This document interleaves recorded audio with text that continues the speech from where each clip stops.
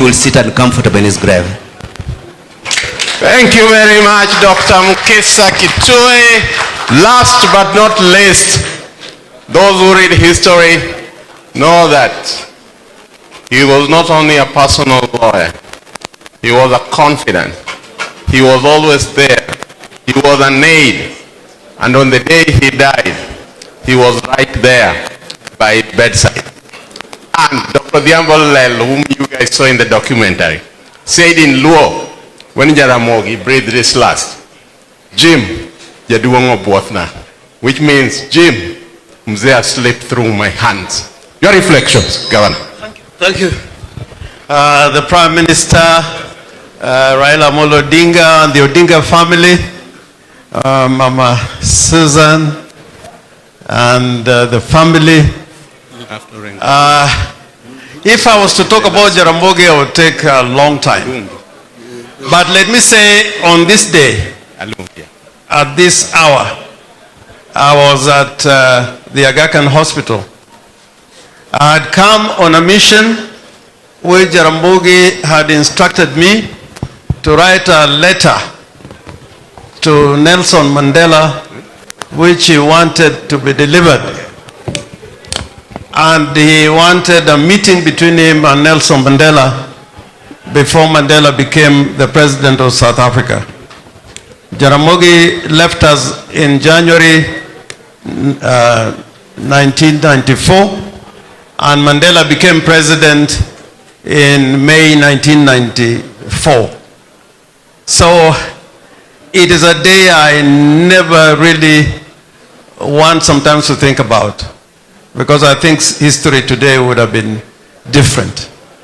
But I'm grateful to Olaro Tunu, because the things that you said about Jaramogi, I would not want to repeat them, but because Jaramogi left us with a legacy of struggle. And I think those virtues of Jaramogi are important for us today. The virtue of wisdom, the virtue of justice, and the virtue of courage. And more importantly, when we're talking about courage, is not sheer bravery. It's more than that. And for Jaramogi, it also meant the commitment to the truth. So I would feel happy if I could say in a few words what Jaramogi desired of us, those that he left behind. And I just want to read from his own book. And by the way, if you read Not Yet Uhuru, I want you to read the introduction by Jaramogi, read the preface by Kwame Nkrumah, and what I call a preamble and a dedication. These three parts of Jaramogi's book are very important, thinking about the struggle today. And this is what Jaramogi said in this seminal book about the time.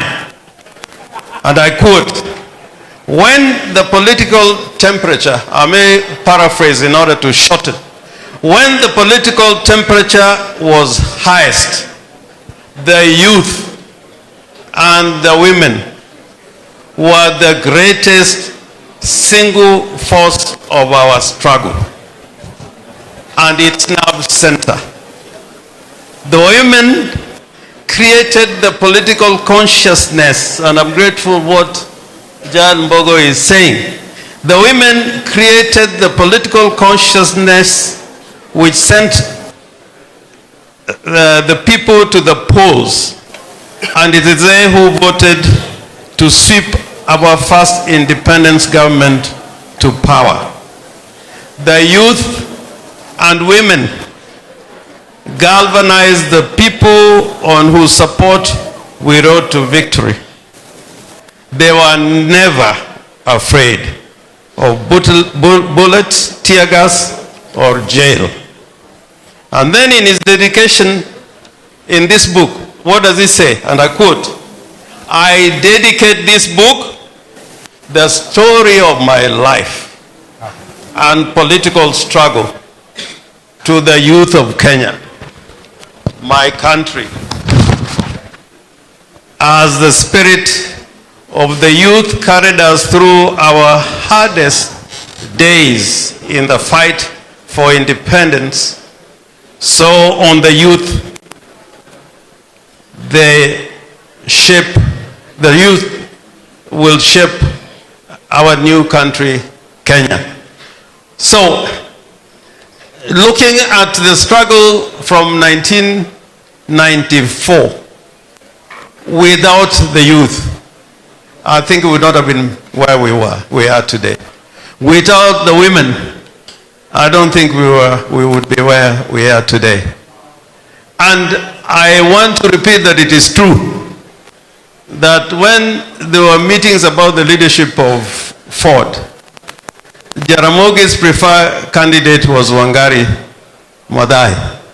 And you remember, to the end, in the elections that came, Wangari Maathai still advocated for Jaramogi to become the third president of the Republic of Kenya.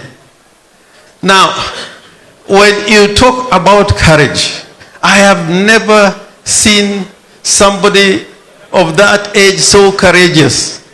I remember an incident that when we went to Garissa for a political meeting, and we carried all the political heavyweights to Garissa, including Martin Shikuku, Kimani Wanyoike, Dennis Akumu, Buya, and at the airport in Garissa, the military said we could not go through to go and hold a political meeting in Garissa.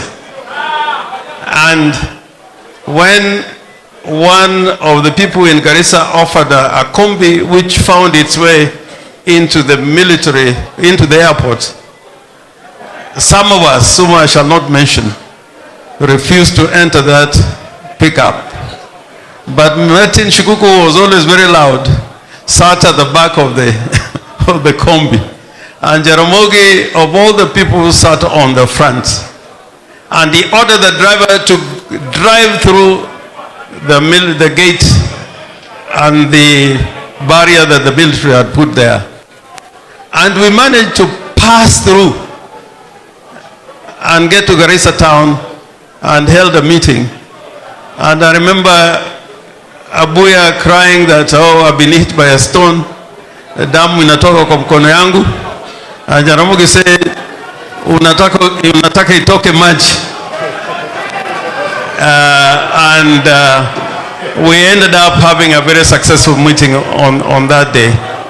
The second thing, if you read the book between what Nkrumah says and what Jaramogi says, is that on issues of principles we should be steadfast. We should steadfast. And he cries in that book that the independence government was taken over by people who did not believe in the struggle. And today in Kenya, and I'm sorry, my friend Kuria is here, and you're my very good friend. If you look at Kenya today, part of the problem that we have today is that those who are in power were never part of the struggle.